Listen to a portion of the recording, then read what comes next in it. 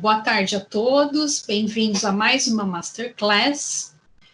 Meu nome é Rosana Mariano, eu trabalho na CETEC, no Centro Paula Souza, sou responsável por projetos, e hoje vou entrevistar o professor doutor Rodrigo Avellan Ramires, e o tema que nós trataremos hoje é a importância dos idiomas para a entrada no mundo do trabalho.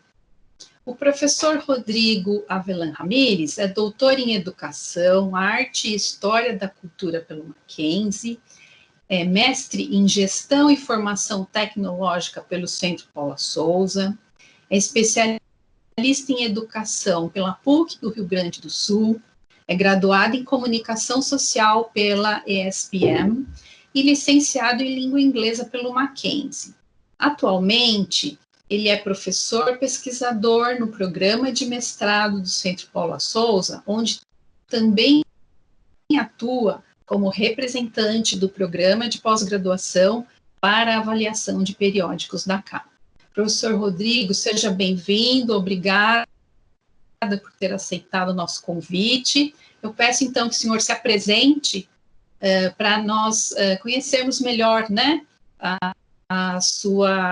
o seu currículo, vamos dizer assim. Seja bem-vindo. Pois, muito obrigado, professora Rosana, pelo convite. É um prazer e é uma honra estar aqui participando desse evento, né, com você, e tão interessante, né, tão importante para a nossa comunidade, não é, do Paula Souza. Então, é um prazer poder estar aqui compartilhando um pouco da minha vivência, da minha experiência, não é? E nesse tema tão caro a nós, né, que são os idiomas e o mundo do trabalho. Então, é um prazer estar aqui hoje com vocês, nesse bate-papo. É isso aí. Então, eu vou começar pedindo que o professor fale um pouco da trajetória profissional, como, né, que o professor virou professor, enfim, fale um pouquinho da vida profissional. Tá bom. Então, a minha trajetória, né, como professor e com relação aos idiomas, foi um acaso planejado, se a gente pode dizer assim, né, a princípio, o que seria isso? Eu, como você mencionou, eu fiz, né, a Escola Superior de Propaganda e Marketing, onde eu fiz o curso de comunicação, né, propaganda e marketing, e a princípio era essa a minha intenção. Mas ao longo do curso, que eu gostei, eu fui me desanimando um pouco com essa área. E eu sempre gostei de idiomas, e durante a faculdade, para poder ter um pouco de dinheiro, eu dava aulas particulares em casa para crianças, adolescentes. Então eu fui pegando gosto pela coisa, mas eu fazia uma faculdade que não era essa.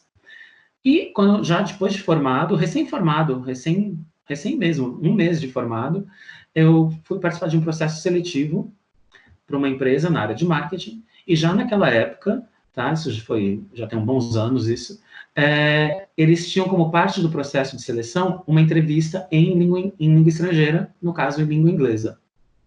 E eu fui para esse processo, participei da entrevista, e ao término da entrevista, o professor que me entrevistou, né, era um professor contratado, era um consultor, que tinha uma escola de idiomas, e ele me convidou para trabalhar com ele, dando aulas.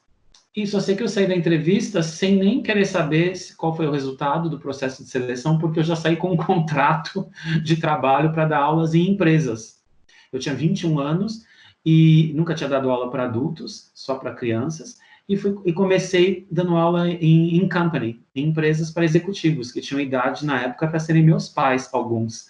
Então, foi assim que eu comecei minha trajetória, vamos dizer assim, profissionalmente falando. E claro, com o tempo eu ainda estava dividido, né? Não sabia, mas eu fiz uma faculdade, né? Eu vou jogar fora a faculdade. Mas as coisas, os idiomas foram abrindo portas. Eu comecei dando aula de inglês e depois de espanhol também. E até que eu decidi fincar meus pés, né? Fui fazer uma segunda faculdade, a licenciatura no Mackenzie.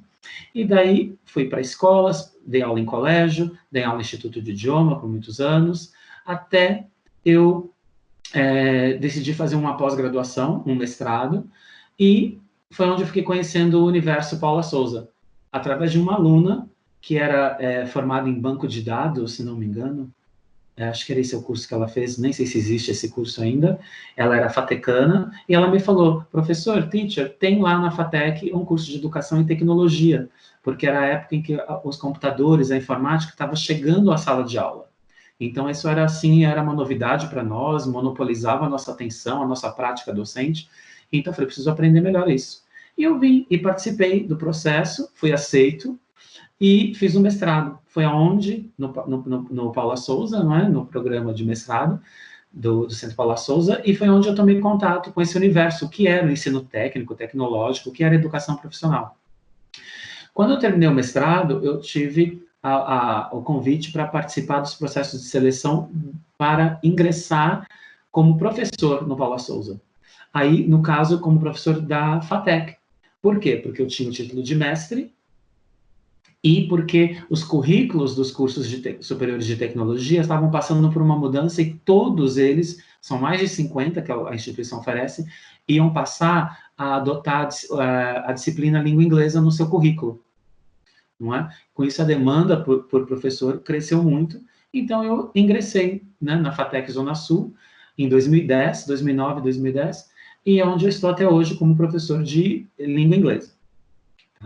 Daí, em paralelo, conforme eu continuei executando algumas das outras atividades, mas fui deixando, né, aos poucos, porque eu queria fazer um doutorado, né, como professor na faculdade, eu queria fazer um doutorado, prestei, fui aceito no programa do Mackenzie, e depois de formado de doutorado, né, depois que eu me doutorei, fui convidado a vir para a pós-graduação, novamente, mas aí não como aluno, mas como professor no programa de educação.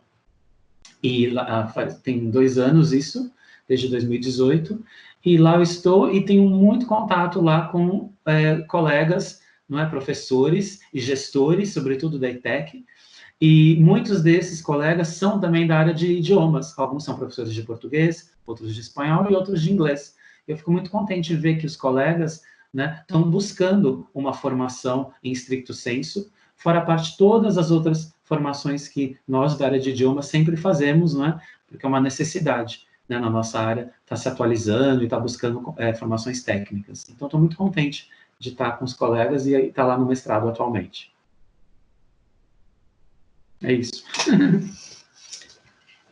Então, professor Rodrigo, o que nós poderíamos, então, falar aqui para os ouvintes, né, da Masterclass, são alunos, gestores, coordenadores, professores, sobre a importância de um idioma para a vida profissional, vida acadêmica, né, dentro da sua experiência e até fora dela, quais seriam as dicas aí para todos?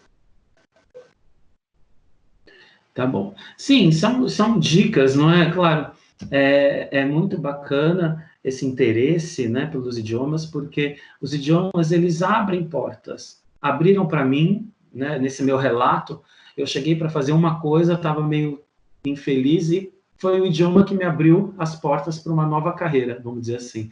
Agora, você não precisa mudar de carreira, tá? Por causa do idioma. Você pode ficar na sua carreira e usar o inglês, o idioma que seja, para progredir dentro da sua carreira, tá? Eu, no meu caso, mudei de carreira e fui para a carreira de idiomas. A questão com os idiomas, não é? Ela é muito tensa, porque existe uma relação de amor e ódio, não é? Muito se fala da importância dos idiomas. No mundo de hoje, realmente, ele é importante. Não é? Os idiomas abrem portas, todos, tá? Todos abrem.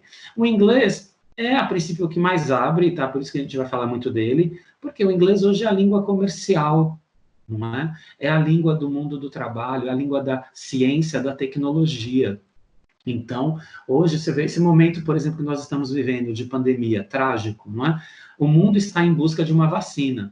Pesquisadores do mundo inteiro estão pesquisando, estão buscando uma solução, né? Ou seja, uma vacina ou algum medicamento, e essas soluções têm que ser comunicadas, eles têm que trocar informação, não é? O medicamento é para o mundo. Então, como que se comunica? Como é que eles trocam informações? Em que idioma? Né? Em inglês. Seja um cientista da China, um cientista de Oxford, ou um cientista aqui do Brasil, eles têm que se comunicar em inglês. Então, tá aí uma necessidade, não é? E que eu acredito, né, que não seja tão novidade para as pessoas, mas eu até trouxe aqui algumas informações que eu coletei da mídia para corroborar com essa minha fala da necessidade do domínio de idiomas e, sobretudo, da língua inglesa. Então, eu gostaria de compartilhar com vocês e depois a gente continua a falar, tá bom? Vamos tentar aqui. Ótimo. Aqui eu coloquei para vocês algumas informações que eu coletei da mídia de massa, para vocês verem como isso é acessível, tá? Isso aqui não são artigos científicos, não. Tá na mídia que todos nós temos acesso. Então, olha, fluência em inglês ainda é barreira para muitos profissionais brasileiros. Então, se você se sente mal resolvido com o inglês, você não está sozinho. Tá? Muitos dos seus competidores também, porque realmente no Brasil nós não falamos um segundo idioma. Tá? Então, é muito grande a porcentagem de pessoas que não dominam o idioma. E aqui tem uma segunda informação, mais de 80% das entrevistas em língua estrangeira são feitas em inglês. Hoje em dia, uma entrevista em língua estrangeira nos processos de seleção é muito comum. Já foi para mim, né, há décadas atrás, imagina hoje. Hoje você pode fazer uma entrevista por mediação da internet, você não precisa ir pessoalmente, não é? Então você pode estar sendo entrevistado por um futuro chefe seu do outro lado do mundo, na Índia, na China, nos Estados Unidos, na Austrália, na Argentina, não importa, entendeu? Então, isso facilitou muito o processo a dinamização das entrevistas. Então, com isso, o número de entrevistas em língua estrangeira aumentou exponencialmente. E a língua que mais domina é a língua inglesa, claro. Aqui da Stefanini, pesquisa revela que a pós-graduação e o inglês refletem melhores salários. Eu vou até mostrar para vocês uma tabelinha falando especificamente como o inglês pode aumentar o percentual do seu salário. E a língua inglesa deixa de ser um diferencial e passa a ser exigência no mercado de trabalho. Né? Muitas vezes nem se pergunta, né? Já se considera que você conheça a língua. E aqui eu vou compartilhar com vocês, então, essa informação que eu acho bem interessante, que eu tirei do site G1. Aqui mostra os níveis hierárquicos numa empresa e o percentual de diferença salarial que um funcionário que domine a língua inglesa, né, que seja fluente nessa língua, possui em relação àquele que não é fluente. Então, aqui a gente tem desde os assistentes auxiliares, que são as posições iniciais, que muitos dos jovens, né, que estão aí saindo das ETECs vão ocupar essas posições como recém-formados, você já tem quase 20% de aumento salarial se você tiver o inglês fluente. Por inglês fluente, gente, não entendam o inglês perfeito, a perfeição, aquele ideal inatingível. Esse, aliás, é um dos nossos problemas. A gente coloca como objetivo um ideal tão alto que a gente nunca atinge, e isso a gente se frustra. Ser fluente não significa não cometer erros. O fluente também comete erros. O fluente também tem dúvidas com relação ao vocabulário. Não é vergonha nenhuma, tá? E não é demérito nenhum. Você pode ser fluente e ainda ter falhas, tá bom? E aqui, olha, profissionais júnior, né? Logo assim, os recém, com pouco tempo de experiência, um profissional júnior já tem 55% de chance de diferença salarial com relação a um profissional júnior que não seja fluente no idioma.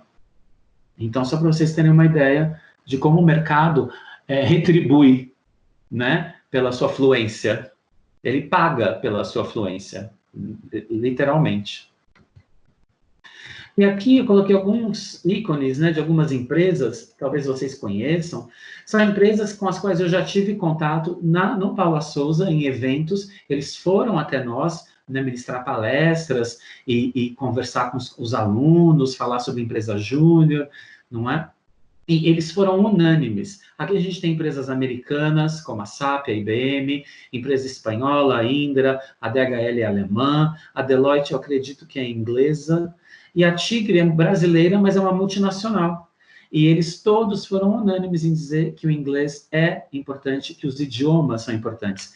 O espanhol, o alemão, né? A Tigre, por exemplo, que é uma multinacional brasileira, ela quer enviar os seus brasileiros para o exterior para as funções de chave, funções de segurança, cargos de segurança, né? De confiança, perdão. E para isso ela precisa enviar alguém que domine o idioma local, não é? Eles têm muitas sucursais em países como Austrália, Nova Zelândia e aqui na América Latina. Então, gente, o espanhol e o inglês tem que estar ali na ponta da língua se você quiser trabalhar lá. Então, só para você ver casos concretos, tá? De algumas empresas. Então, agora eu vou voltar e depois a gente conversa um pouco mais sobre. Estão me vendo? Agora voltou. Voltou? Né? Voltou. Então, eu acho que queria ilustrar, não é? Esse primeiro ponto da sua questão, né, professora, sobre a questão da importância, da relevância, não é? Então, acredito que isso esteja, né, claro. E, por outro lado, como respondendo a sua segunda parte, né, os bloqueios, eu acredito que, por estar tão claro, até gere um certo medo, um receio no aprendiz, né? Porque a gente saiu de um extremo, né, 30 anos atrás, 40 anos atrás, onde não se tinha muitos recursos de aprendizagem, não é? Você queria estudar um idioma, você tinha que ir num instituto de idiomas, porque o ensino de idiomas no Brasil sempre foi muito elitizado, não é? A escola de base, ela não fornecia muito subsídio. Então, você tinha que buscar fora. E buscar fora onde? Numa outra escola. Por quê? Não havia a tecnologia que há hoje, não haviam os meios de divulgação que existem hoje. Então, nós fomos de um extremo a outro, de não ter quase nada a ter muita coisa. O que é positivo, e tem um lado não tão positivo. Qual é o lado positivo? Primeiro, olhem vocês, nós aqui no Centro Paula Souza, a oportunidade que a própria instituição oferece, tanto no ensino técnico quanto no tecnológico, não é? Se ela não oferecesse, eu não estaria aqui. A minha razão de estar é porque existe um curso superior que oferece a disciplina de língua inglesa em todos os seus semestres. Isso eu nunca vi fora do curso de letras. Geralmente existe inglês técnico, que é 1 ou 2 semestres, com 100 alunos na sala, e é isso, não é? Então, gente, primeira coisa, olhem ao redor, você já tem aí uma boa oportunidade. São oferecidas aulas, são oferecidos cursos temporários, formações específicas, preparação para exames, oferta de exames internacionais, esporadicamente acontece. Então, a gente tem muita coisa acontecendo, mesmo em tempos, não é? De pandemia, não é? Em tempos mais difíceis, sempre está acontecendo alguma coisa relacionada a idiomas, tá? A todos os idiomas que a instituição oferece. E, então, isso é o primeiro passo. E o segundo, a questão do bloqueio, não é? Por ter como a gente vive um momento com muita informação, muitas vezes a pessoa se sente oprimida, há uma overdose de informação sobre aprendizagem de idiomas. Tem muito website, tem muito aplicativo, tem muita escola online, tem muita coisa, que vai desde o muito caro ao gratuito, não é? Como vocês têm na instituição e também na mídia social, tem muita informação gratuita. O problema está em escolher.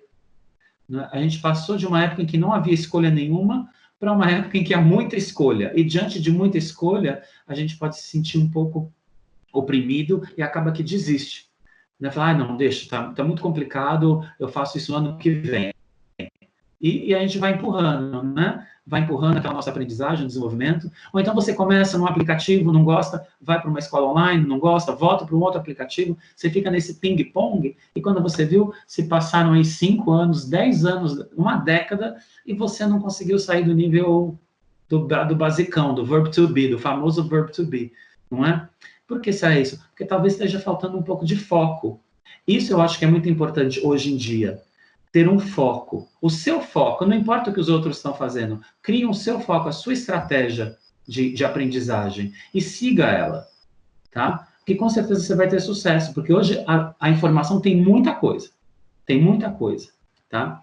E nesse sentido eu preparei também uns slides com uns steps, tá? Não é uma receita, mas são steps, passos para vocês refletirem e com certeza cada um vai se encontrar dentro da sua realidade, do seu contexto e vai conseguir traçar um plano para obter sucesso com a aprendizagem de idiomas, tá bom? Vou compartilhar com vocês. Que ótimo, professor Rodrigo, acho que é bem oportuno, né? porque muitas pessoas se queixam que começam vários cursos e nada dá certo, às vezes tem um bloqueio, não acham que já passou o tempo, que tem algum problema, então é importante esses esclarecimentos, né? Sim, sempre acredito que os nossos ouvintes vão poder aí se enxergar, né? Nessa explanação. Sim. Eu estou vendo já os slides, professor. Tá vendo? Pode ir. Então, tá bom. Então, gente, esses são alguns, tá? Eu até vou escrever um artigo sobre isso, sobre os mitos da aprendizagem de idiomas, né? A gente acaba criando uns mitos que nos impedem, não é? Dada essa overdose de informação que a gente tem hoje, muitas vezes é melhor a gente ficar, então eu não vou fazer nada, tem tanta coisa que eu não vou fazer nada, não é? Então, uma história que eu ouvi muito, né, ao longo dos meus alunos, em colégio, mesmo no ensino superior, eles professor, qual que é a melhor escola para eu aprender? Qual que é a melhor escola de idiomas? Não é? Então, a pessoa primeiro, né, essa ideia de escola, a própria, como eu já mencionei, hoje, a escola, se na sua cabeça você está pensando numa casinha de tijolo, né, hoje em dia já também nem serve, porque com as mídias, com a educação à distância, você tem as escolas virtuais. Então, a gente já tem todo esse universo do virtual, que também você pode ter acesso, tá? Mas não importa se é virtual ou se é presencial, eu queria que vocês prestassem atenção, que vocês buscassem informações seguindo esse checklist que eu preparei para vocês. Tentem responder assim, a melhor escola para mim. Primeira coisa, a melhor escola para mim. Tá? Não adianta você ver, fulano estuda em tal escola, o fulano faz aquilo, o Beltrano faz aquilo lá. Pense em você, para você. Então, primeiro ponto que eu quero mostrar para vocês é a escola que eu posso pagar. Esse eu já coloco para aquela pessoa que vive de devaneios, não é?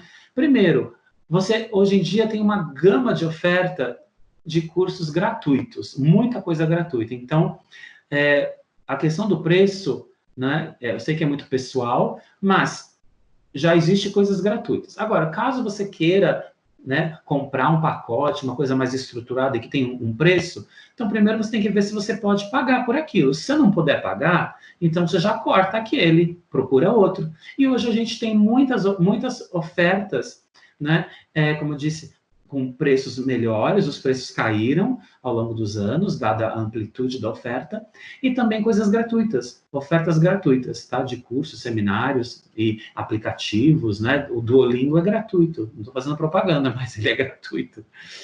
Né? E eu fiz, tá? Não em inglês, eu fiz um outro idioma, eu fiz. A escola tem a boa escola para mim, ela tem que ter bons professores gabaritados, tá? Sempre façam, não é? Geralmente esse é um dos últimos itens que as pessoas prestam, mas quem é que vai te dar aula? Quem vai ser seu mentor, né? Qual que é a formação dele? Ele tem formação, né? Chequem, perguntem, não tenham receio, tá? A escola tem poucos alunos em sala de aula. Gente, o idioma é importante você estar, né? Se não fala particular, seja um grupo pequeno, cuidado, não é? Com aquele que oferece um castelo de ouro, mas na sala de aula tudo tem um preço. Né? Às vezes, para você sentar numa cadeira de diamante, entendeu? Cravejado de diamante, você está pagando. Então, olha bem, né?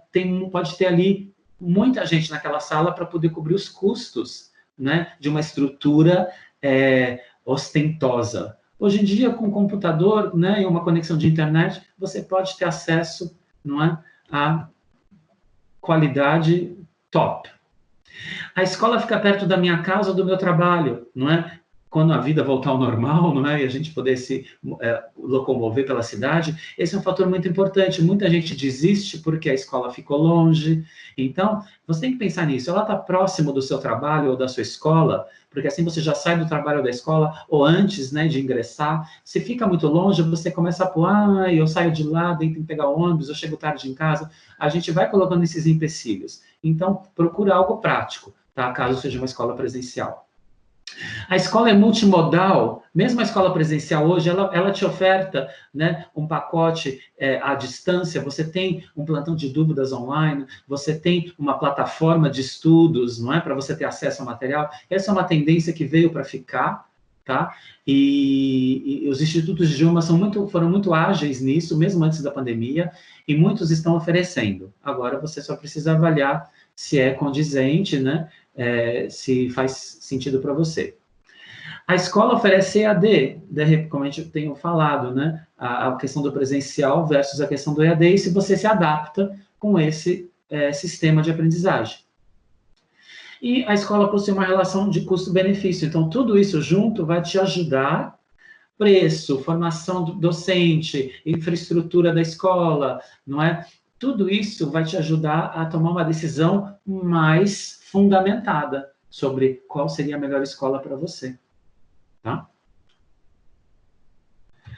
E, né, eu queria falar para vocês assim, a gente falou muito influência, né? E muita gente vai, professor, mas o que é ser fluente? Como é que eu sei que meu inglês está bom para eu ir para uma primeira entrevista de trabalho ou não passar vergonha numa dinâmica, não é? Então, gente, tudo se sabe. Se você é iniciante, não tenha vergonha de dizer que você é iniciante. É melhor ser iniciante do que não ser nada. Essa pessoa que protela o seu início nos estudos, que fica sempre colocando um obstáculo, ela não é nem iniciante, porque ela não está fazendo. Então, quem põe o pezinho, né, e começa a estudar, já tá valendo, você já está atuando, né? E o que é importante a gente falar, e que é possível de se dominar, falando linguisticamente, com um repertório menor, né, com um repertório reduzido, que é o que a gente tem quando a gente é iniciante nos estudos, seja você estudante ou professor mesmo, né, os nossos colegas docentes que estão querendo aprender inglês, não é? Você quer falar sobre você, quem você é. Então, né, qual que é a sua formação acadêmica, onde você estuda, onde você trabalha. Sua família, né, se você é casado, tem filhos, se você tem netos, se você tem irmão, não é? O que você gosta de fazer no seu tempo livre, quais são os seus hobbies esportivos, culturais, não é? Quais são seus planos? Isso para uma entrevista, né, sobretudo, é muito importante. Uma pessoa que não tem plano, não faz um planejamento de vida, tipo, né? Então, saber o que você quer para o seu futuro, nem que seja um futuro próximo, né? Quando eu terminar o meu curso, ou daqui 5 anos, não precisa ir muito além, tá? E também uma coisa que é importante, a gente aprende um idioma estrangeiro, não é? A gente vira embaixador da nossa cultura. Então, você falando no idioma estrangeiro, você vai falar para outras pessoas de outros países, não é? Você vai mostrar quem é o Brasil através da sua fala. Então, né, a gente saber coisas do nosso país, da nossa história, da nossa geografia, da nossa música, da nossa cultura, do nosso mercado de trabalho, da nossa realidade econômica, é importante, não é? É de uma forma simplificada, mas é importante para poder passar para as pessoas, elas saberem que você é uma pessoa, como os alunos dizem, antenada. Tá? E pensando assim, em atividades bem concretas também, que você pode desenvolver, se você é estudante, né? O inglês a gente chama de EAP, que é o English for Academic Purposes, não é? Para os estudantes, tá? Mas mesmo se você não for estudante, escrever o seu currículo vitae. Gente, você tem que ter o seu currículo em inglês. Aliás, você tem que ter em português. Não importa se é de uma página, não importa. Tá? Mas você tem que ter a versão em inglês também. E hoje em dia é muito fácil de a gente conseguir fazer isso com as ferramentas que existem na internet. Tá? Escrever uma cover letter. Esse pode demandar um pouquinho mais, mas também existem muitos modelos. O que é uma cover letter? É uma carta de apresentação. Muitas empresas hoje, além do currículo, que você dispara e pode mandar para 100 empresas, elas querem uma carta, uma coisa um pouco mais personalizada, mas também assim, é uma carta que é um parágrafo, entendeu? Então também existem muitos modelos disponíveis na internet. Você conseguir dialogar numa interview, ou seja, falar sobre você, quem você é, sua família, sua vida acadêmica profissional. Tá? E aqueles que querem ir para a área de estudos, saber redigir um abstract, ou seja, um resumo. Um abstract, por exemplo, é um resuminho. Quem tem um currículo Lattes, hoje em dia tem muitas plataformas onde você divulga a sua biografia. A sua biografia é um resumo, né, da sua vida, entendeu? Então, aí são 5, 6, 7 linhas, mas que é importante, né, a gente saber para poder falar quem a gente é. Tá? Então, Eu acho que era isso. Deixa eu ver se a professora Rosana tem mais alguma questão. São dicas, tá, gente? Não é verdade absoluta, mas são dicas para ajudar vocês a se encontrarem, tá? E diminuírem essa ansiedade que é o ponto-chave no bloqueio. Obrigada, professor Rodrigo. Acho que os esclarecimentos, as informações foram bem úteis. Que bom. Esperamos aí que os ouvintes, né, se sintam inspirados para iniciar os estudos em um idioma, né? Ou mesmo aqueles que já começaram várias vezes, né, que eles possam retomar, né? Porque realmente, qualquer que seja o idioma, ele vai abrir as portas, vai empoderar esse aluno, esse profissional. Eu agradeço a fala. Exatamente, tudo isso que eu falei é aplicável a qualquer idioma, tá? Não faz distinção, seja o idioma que você necessite, ou seja o idioma que você goste e queira aprender por um motivo bem pessoal, não é? É um caminho para você trilhar e começar a trilhar, né? E não desistir, vai te ajudar a ser mais resiliente aí ao longo do teu aprendizado, tá bom? Muito obrigado pela oportunidade, foi um prazer, tá? E agradeço. Nós agradecemos, então, a participação do professor Rodrigo Avellan Ramires, professor da pós-graduação da FATEC, do Centro Paula Souza, e espero que todos tenham apreciado mais essa masterclass. Nos vemos numa próxima oportunidade. Boa tarde. Boa tarde.